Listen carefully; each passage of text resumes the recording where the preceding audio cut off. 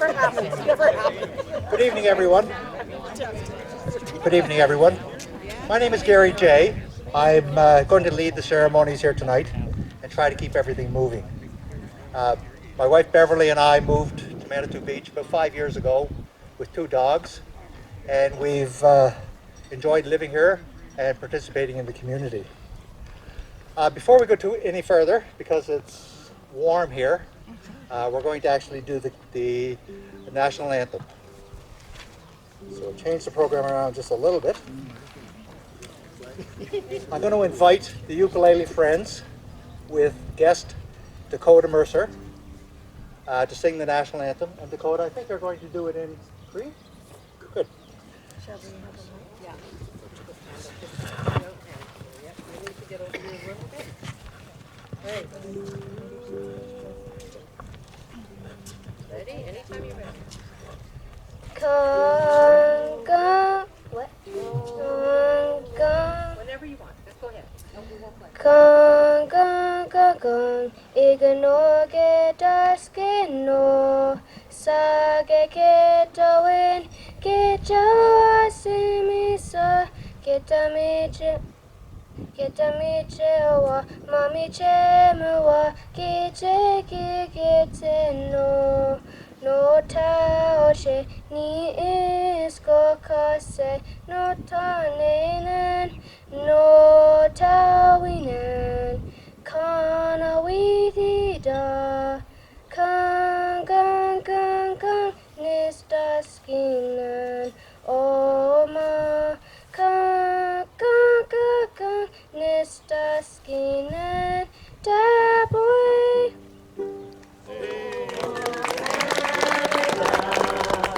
Our home and native land, true patriot love, in all our sons command. With glowing hearts we see thee rise, the true north, strong and free. From far and wide, O Canada, we stand on guard for thee.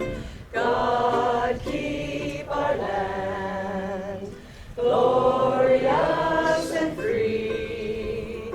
O Canada, we stand on guard for thee. O Canada, we stand on guard for thee. Here, here.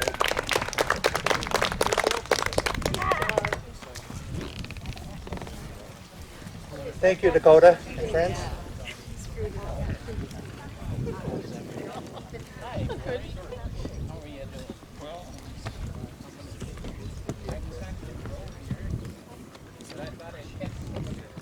As we gather here today, we acknowledge that we are on Treaty 4 and Treaty 6 territory and the homeland of the Métis. We pay our respects to the First Nations and Métis ancestors of this land and reaffirm our relationship with one another. The recent discoveries of unmarked graves at the former residential schools at Cowassis and at 2 locations in British Columbia remind us of a horrible history of residential schools and of the 60 Scoop. For survivors and their families, these recent discoveries bring back very personal and very traumatic losses. All Canadians need to reflect on how we can take our own personal steps towards reconciliation. We had an example of one of the many ways we can journey towards healing last Saturday at this very site, when a group of community members gathered for a period of thoughtful reflections, accompanied by 5 drummers sounding a heartbeat song. No speeches occurred. It is time for listening, for empathy, for understanding, and a time to build a better future. I'll give you a brief outline of some of the events this evening. I'll start with an introduction of the special guests, followed by a dedication of the park, the Ullman Centennial Park, with greetings from the family, from the village, and from Communities in Bloom. Next, we'll do a dedication of the Manitou Reflections sculpture. I'll provide some background on the project, and we'll have a few words from the artists. We'll finish the evening with asking the ukulele friends to come back and provide us some entertainment at the end. So let's move to the introduction of the special guests. I'll start on the extreme right with Ron Ediger of Melron Services. Ron donated the gazebo, which is sitting over here to the east of the plaza. Next is our Mayor, Poppy Peterson. Our local member of the Legislative Assembly, Deputy Premier and Minister of Finance, Ms. Donna Harpower.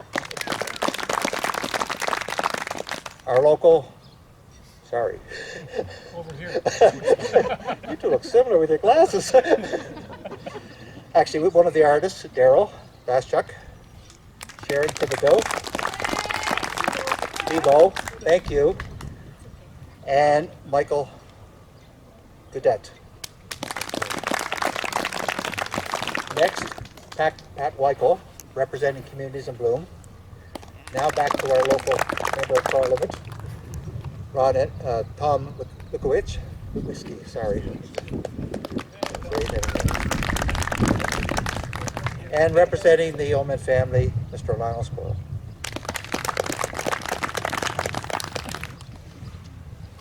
I'd ask everyone to join me in thanking the Rec Board for organizing Canada Day events and for everything they do in the community.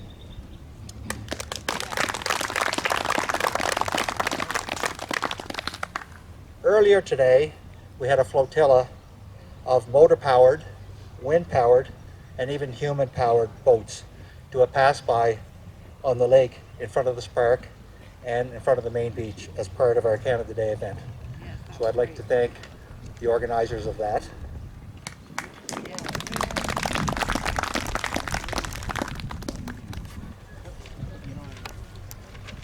Is Dakota still here? I want to especially thank Dakota for coming up and sharing your song, Dakota. Dakota's father, Rodney Mercer, is one of the members of the Centennial Committee. And I'll talk about that committee a little later on in the day. But Rodney and Dakota, thank you for coming here today and making this special. What I'd like to do now is move to the actual dedication of the park. I'll invite Lionel to come up and say a few words on behalf of the family.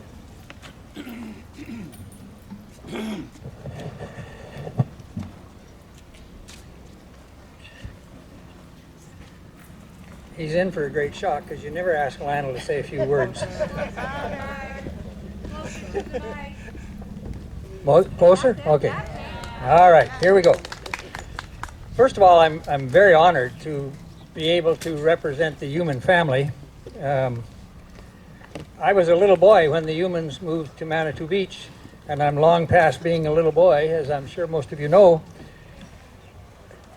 When we stand in this very spot, this was the spot where there was a health clinic at one time, and it was quite successful.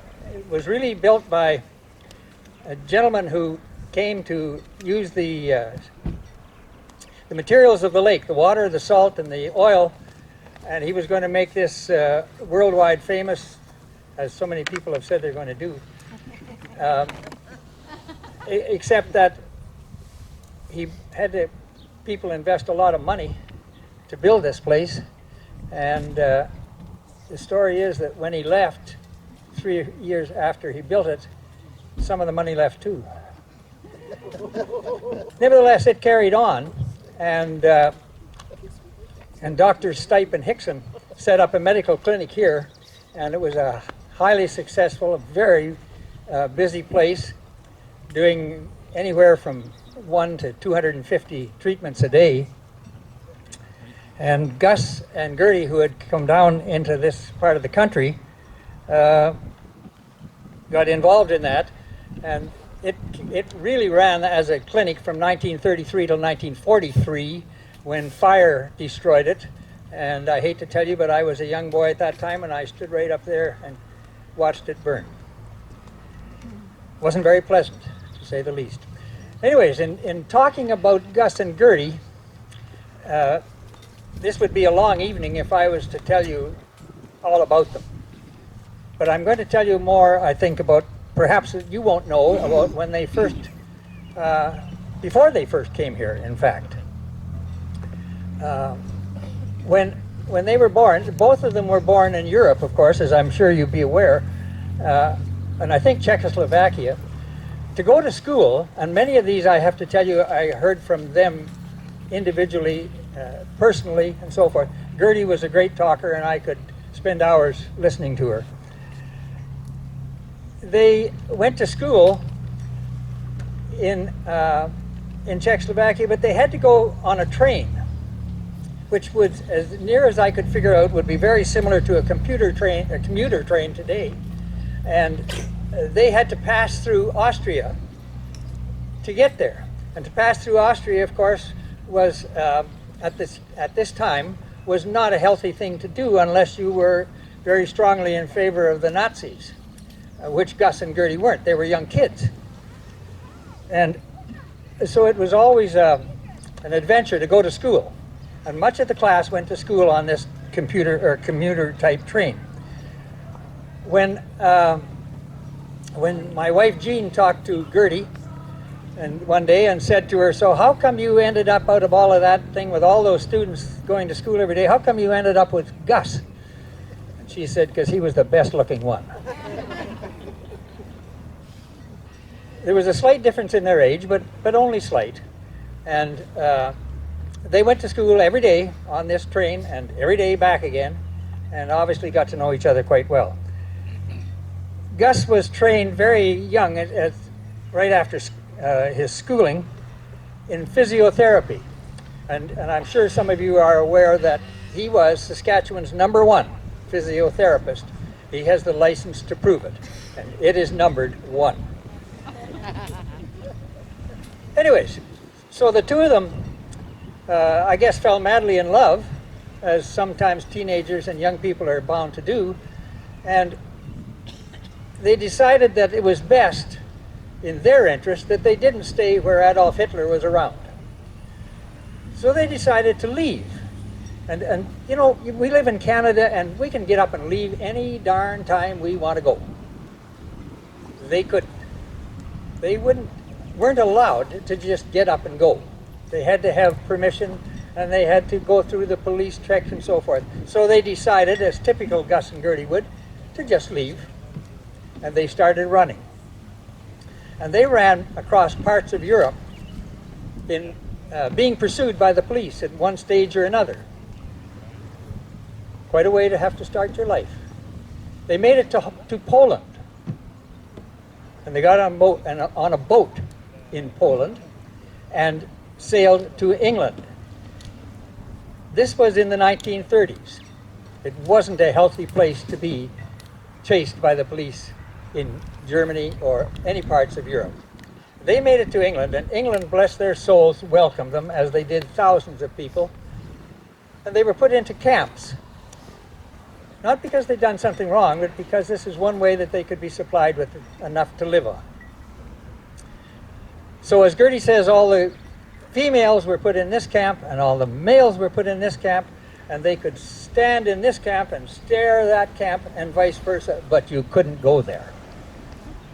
And so here you are with Gertie in one camp and Gus in the other, and somehow or other they had already decided that they were going to get married.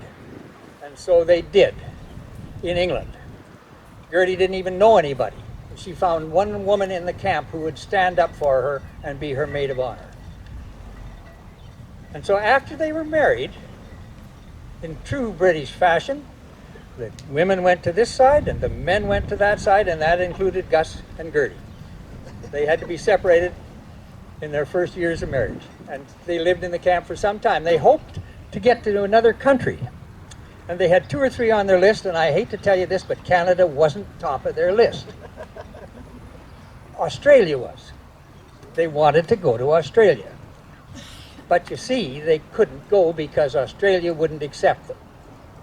We have these funny rules, but they still proceed. We kind of get a choice about who we keep, and they didn't want Gus and Gertie. And so Gus and Gertie had to make a second choice, and their second choice was Canada. In checking about how they could do this, how they could get to Canada, and so forth, they were told that Canadians would only accept you if you were a farmer. Well, Gus would be about as far from being a farmer as you could be. But if it meant going to Canada, he would do it. Got to remember, Canada was refuge for them. Maybe it still is for a lot of people. Keep that in mind. It's a great place. So what did they do? Well, they came over as farmers. Gus wouldn't know the front end of a horse from the back end. He came to a farm in Loon Lake, Saskatchewan. Knew nothing. Knew nothing. Couldn't even harness a horse. But he had some neighbors, and the neighbors helped him and came over and said, this end goes to the front of the horse, and these 2 long things hook on to whatever you're going to pull, and so forth. One of the things Gus told me was, he said, they completely befuddled me because he said, my neighbor kept talking about a stone boat. And he said, I looked all over my farm, I couldn't find a boat anywhere. And he couldn't quite imagine a stone boat. Now, everybody here, of course, knows exactly what a stone boat is, don't they? Yep. Some of you have even picked stones and used a stone boat because they're pretty handy. They're nice and low to the ground. You can roll rocks on. That's how bad Gus was doing. He had a terrible time. But he farmed because that's what he said he would do. When they were there and by the way, obviously he still couldn't use his training as a physiotherapist, and so when they were there in Loon Lake, they saw an ad one day in which a doctor by the name of Stipe was requesting a physiotherapist or somebody like that to come to Manitou Beach. Now you got to realize that these are people from Czechoslovakia.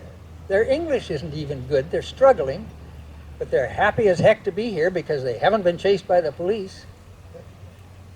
And so, fortunately, the 2 of them got together, and Gus and Gertie moved to Manitou Beach. And I was just a little boy at that time and spent lots of time with them. In the ensuing years, Gus built his physiotherapy practice. Gertie worked with him like the dickens, and you had to work hard. But they were so thrilled that they could be in a country where you could work hard and get ahead, and nobody chased you around. So they bought in. First they worked for Dr. Stipe, with Dr. Stipe and so forth. And then they bought into the clinic. And in 1947, they were really on their own. Dr. Stipe left and so forth.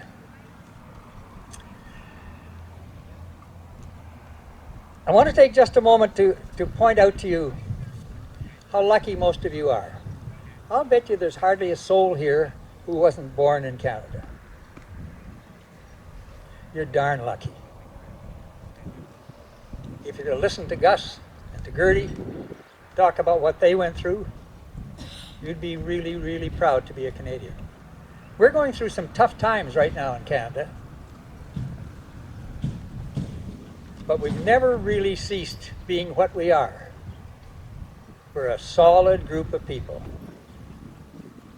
I really, really believe that our strength in Canada is through our unity, through the fact that we all work together. And we're having some trouble with that right now. So just remember Gus and Gertie. They stayed here. They had a home right up there. They have 2 children who are highly successful. Would never have happened in their hometown. They probably wouldn't have lived through the war.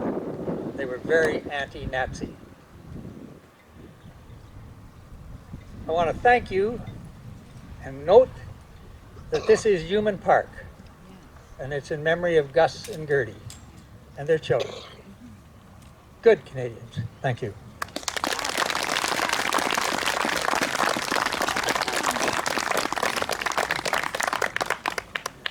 Thank you, Lionel. I'm going to call on Mayor Poppy to say a few words on behalf of the community in relation to the Human Park.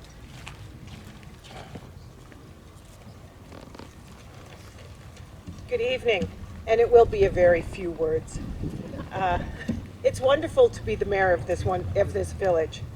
I want to welcome everyone to the dedication of the Human Centennial Park and the unveiling of the Manitou Reflections Project.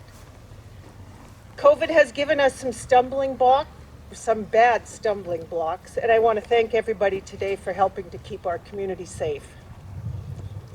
Manitou Beach is a melting pot of passionate opinions, eager volunteers, green thumbs, and artistic talent. These community attributes are how Human Park came to be. Thank you to all who chose to recognize and acknowledge the hard work of our community. I'm proud to be part of recognizing our community ventures, and I'm really proud to call Manitou Beach my home. Thank you.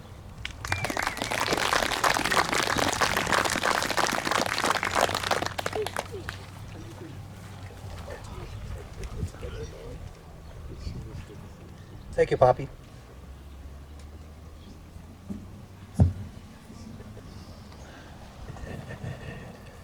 I'm going to call on Pat Weichel on behalf of Communities in Bloom. Say a few words.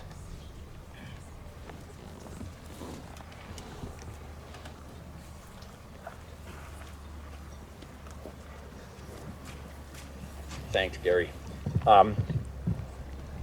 In 2019, when we come back from our extended winter away, we had our first CIB meeting. And Chris Moffat and Vince Armstrong were both at that meeting. And they said, we want you to take a look at this. And they had done a mock-up of this park. And I, myself, and all the CIB members at that meeting just said, wow, this is a project we can get behind. This is a project that will improve our village. This, to me, is one of the first projects where Communities in Bloom, Rec Board, and the village came together to accomplish a goal. We work and we thank the people whose idea, whose concept this was, and we thank the people that made this happen so that it was completed. It is, to me, such a great addition that will be utilized in numerous ways in our community. As Gary said last weekend, there was a drumming ceremony done here, and the first wedding already occurred last weekend. And I'm sure there'll be many more weddings and anniversaries, family get-togethers, concerts, you name it, all here. And I'm just so proud that CIB could be part of it. And as one of our CIB members says, all for the love of the community. Thank you.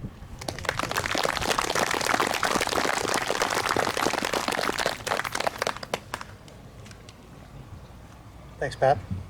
I'd like to call on Ron Edgar to say a few words.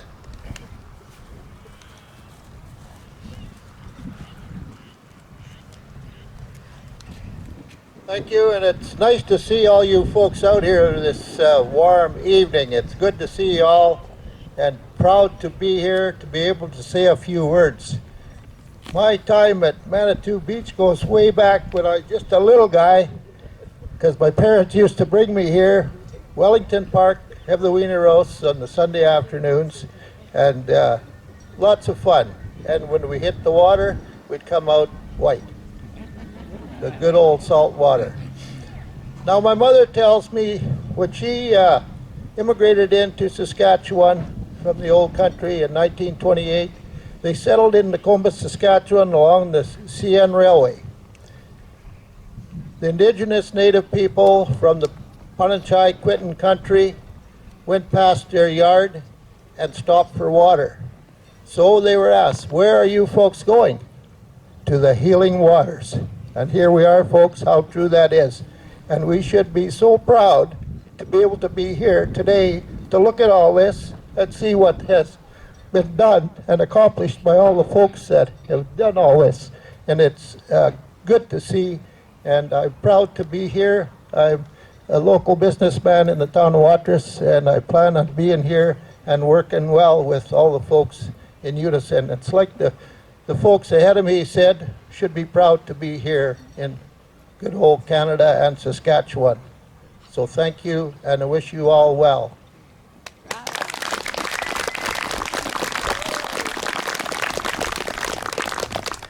Thank you, Ron. So we now have this beautiful venue to add to our community. Thanks to the Uman family, to Ron and Mel Ron, to the village, to Communities in Bloom, to the rec board, and to all other community volunteers that have worked to develop the site. We know that over the next months and years, the site is going to be used. Next week, a couple weeks from now, we're going to have the Busker Festival. One of the venues is here, and we hope that it will continue to be used into the future. So I want to thank everyone. Another important part of this venue is the Manitou Reflections sculpture. I'd like to provide a little bit of background about how the sculpture came into existence. Leading up to 2019, our centennial celebrations at the village, a centennial committee was formed by Village Council. This centennial committee, led by Chris Moffat, with other committee members being Vince Armstrong, Clayton Cav, Rodney Mercer, Sarah McKean, Sherwin Peterson, Karen Schroeder-Mark, and myself. The committee applied for various funding grants in support of community events. We received a legacy grant from Heritage Canada to carry out some work at the community hall and to install an art installation. At the time, no one really knew what art installation we were going to end up with. As we know, the work on the community hall continued and was completed and was dedicated in November of 2019. The Legacy Grant envisions a 50-50 cost sharing with the community. The selection of the art installation involved a public tendering process to which 5 proposals were received. A committee of local artists and officials reviewed the proposals and selected the Manitou Reflections project. Initially, the art installation was to be installed at the community grounds next to the community hall. That was until we received some lobbying from Daryl Baschuk, Michael Gaudette, and Tom Thibodeau, who were the Bob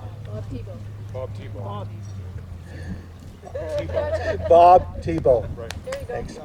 I have a friend, Thibodeau, so I'm sorry.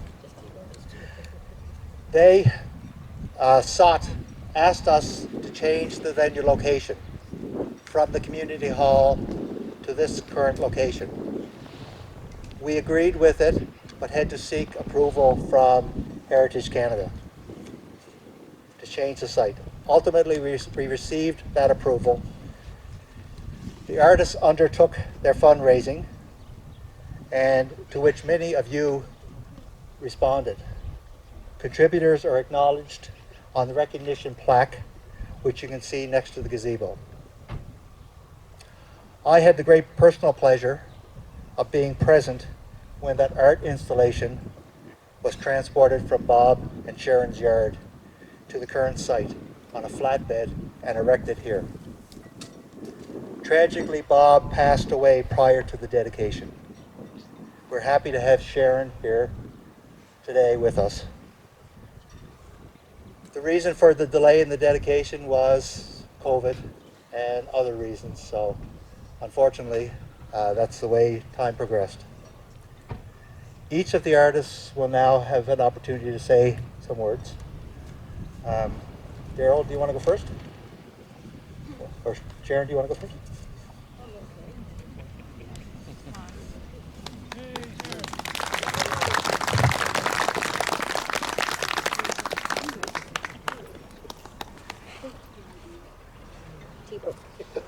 I just had to correct him again. I'm used to following instructions. Well. I'm used to giving instructions.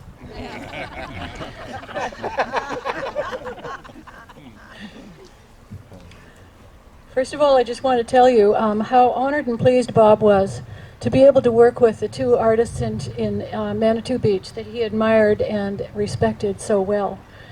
He was just absolutely thrilled that they asked him to be involved. He first aspired to creativity in his blacksmith shop in Cabri, Saskatchewan, and he pleased and surprised many of his friends with his offerings. And it was a real source of joy for him. So he always had it in his mind to be artistic again someday. He was working full-time at John Deere, as everyone knows at the time. Now, when Bob was first asked, I understand that he already had suspicions that he wasn't well. I didn't know about this back in March. But he approached the project with dedication and determination. And that was shown in the way that he proceeded. He did 8 hours a day at John Deere, and then he had supper and did 3 hours a night in the garage.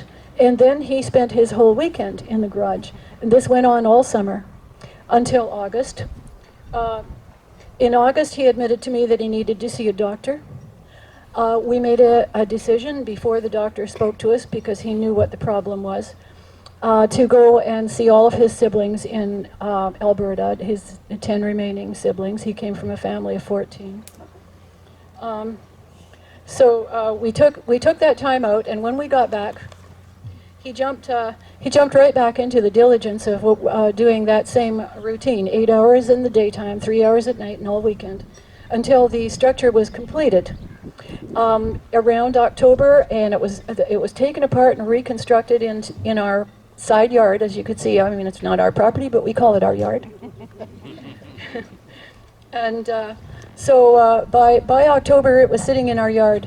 And I have to tell you, even though Bob didn't see it erected, he was extremely proud to have that structure laying in our yard as an example of the fact that he could actually complete something like that. And he was very, very proud of it. So Bob's family will be having in the Peace River area, they'll be having an internment and a celebration of life in the end of August. But part of Bob will always be here, not just in the lasting reminder of his dedication to the village of Manitou Beach here, but also in the hearts and minds of everyone whose lives he touched with his kindness and his humor.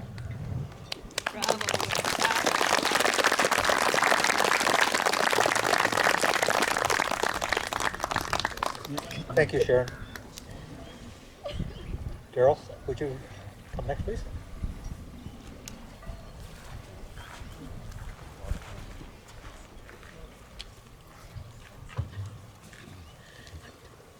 Don't worry, this is, I timed this and I'm under 5 minutes. And I just, I got up at 4:30 this morning and I wrote this. I was inspired, much to the chagrin of my wife, who would like rather to sleep in a little bit later. So, as everybody knows by now, my name's Daryl Bastiak. I'm one of the 3 collaborators who manifested this piece of art with the help of God and many people, some present and some not. I'd like to sincerely thank the funders of this project, namely Heritage Canada, who paid 50% of that cost. But particularly, I want to say that without the support of our community of Manitou Beach and area, this never would have happened. As you can see on the sponsorship plaque, we have had the monetary support of many lovely people, businesses, and organizations. So thank you so much. I must say that our local rec board and Communities in Bloom people have been hugely supportive from the inception of this sculpture. Thank you all from the bottom of my heart. Couldn't done it without you. They were all out here the other day doing what they do best to prepare the site for our visitors, and it really does show. Your efforts don't go unnoticed.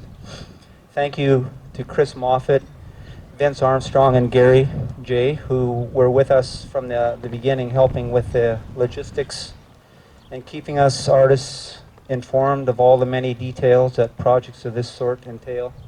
So thank you very much. Our dear friend and fellow artist Bob never lived to see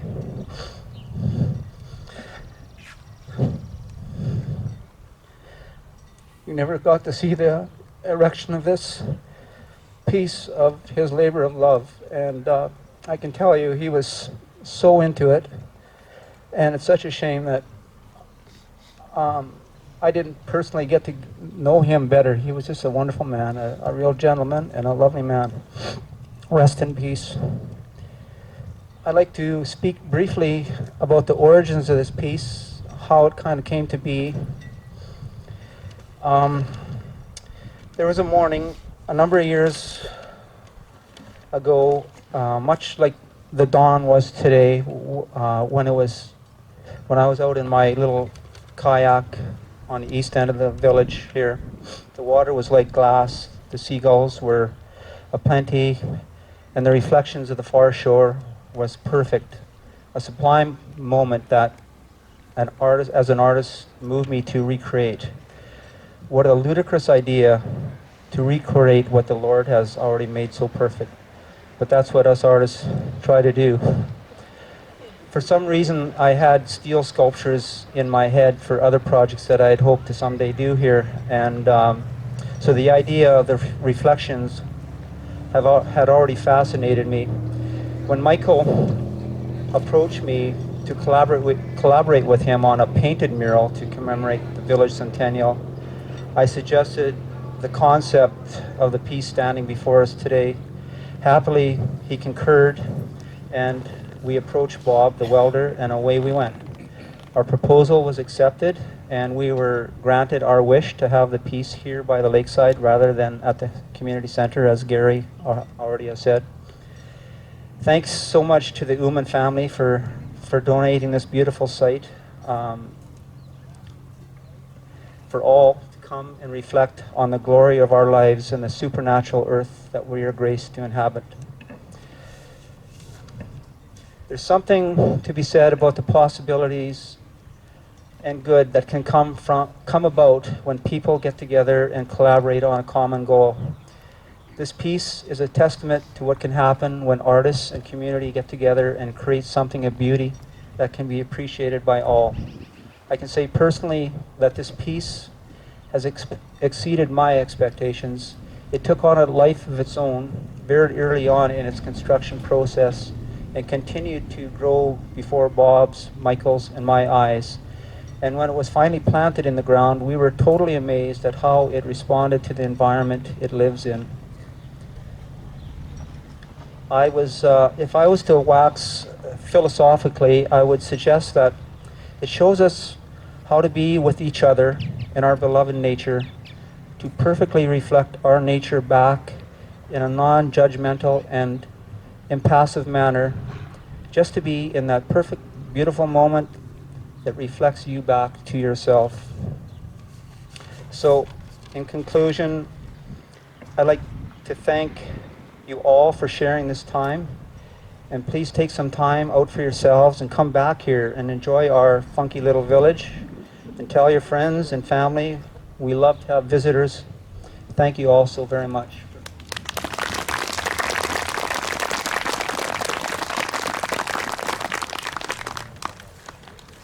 Thanks, Daryl. Michael, you're next.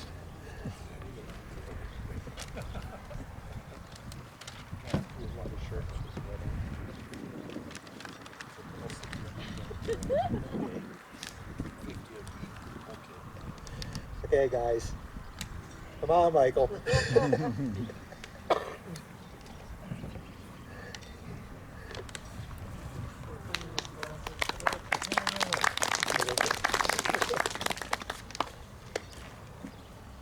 First of all, I just want to say how much I was moved by Sharon Thibault and Daryl Boschik's comments.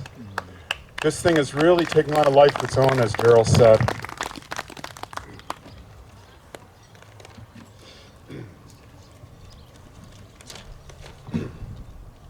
A warm, hot welcome to all our friends and neighbors, special visitors and guests. My name is Michael Gaudette.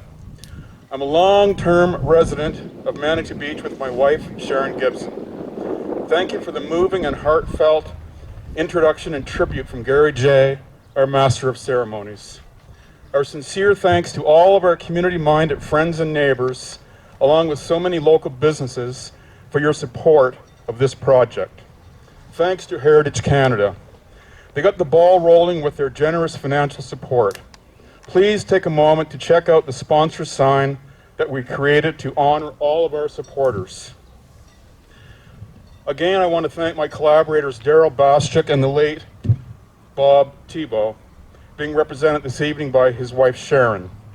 Thank you as well, of course, to my wife Sharon. She has been my rock. That's two different Sharons. This project called for high-tech CNC plasma cut, high-grade stainless steel panels. We created a vector file from the original design to facilitate this.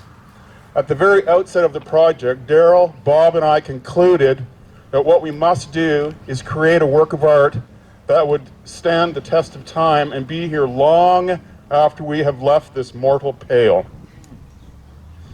Daryl collaborated with the very labor-intensive prep work for the artwork.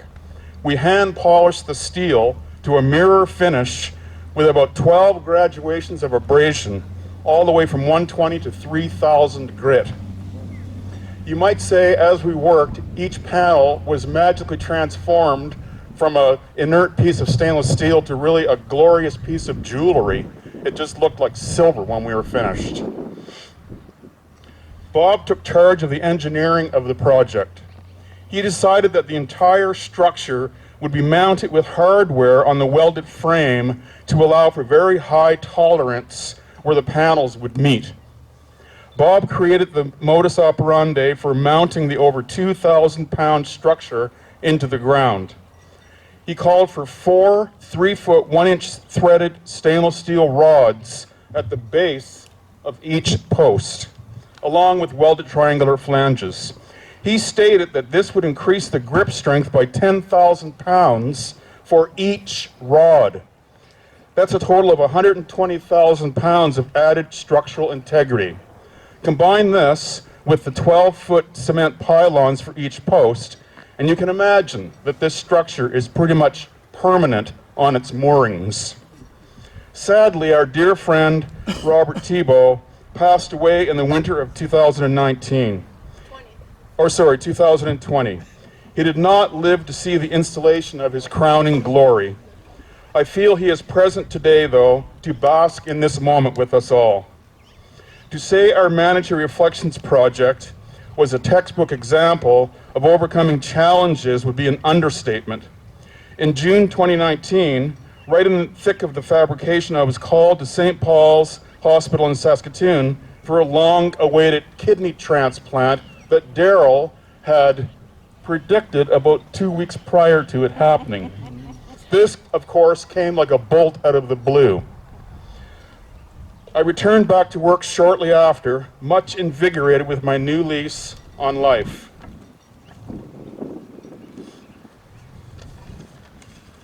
Then, the following winter, Bob was taken from us, but not before he completed the task of manufacturing the project. Daryl and I carried on. In the fall of 2020, I guess that's 2021, we were all ready to call in the heavy equipment required to move the steel from Bob's yard to its permanent location. It was an exciting day. To witness this artwork being raised here was a magical and sublime moment. Imagine the thrill of seeing this artwork installed in its epic setting for the first time. The design specs required the surface to be built on a prominent curve. This decision adds a lot of structural strength. The reflections are enhanced by the curve as well. The cutout voids, as you can see, get colored in by the iconic north shore of the lake. They were designed to be site-specific to overlay against the landscape. To read more, please check out our artist statement sign just east of here. In recent months, birds in flight have become a widespread metaphor for a freed spirit. So we have here a reference to this idea with the hovering birds who leave the confines of the surface to represent this powerful metaphor. It is our vision to host performing arts here in the future. We believe that this site holds much promise and potential for ongoing, exciting use as another performance venue and not occasion, but things like weddings, ceremonial setting here at the Resort Village.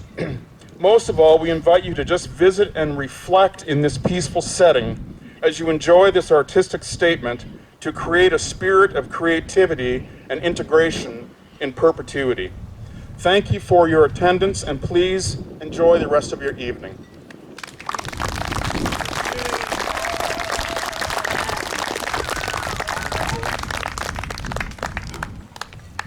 Thank you, Michael. Before we move on to the entertainment portion, we're going to do a short photo op with the artist and with the mayor. I think we have a photographer in the group.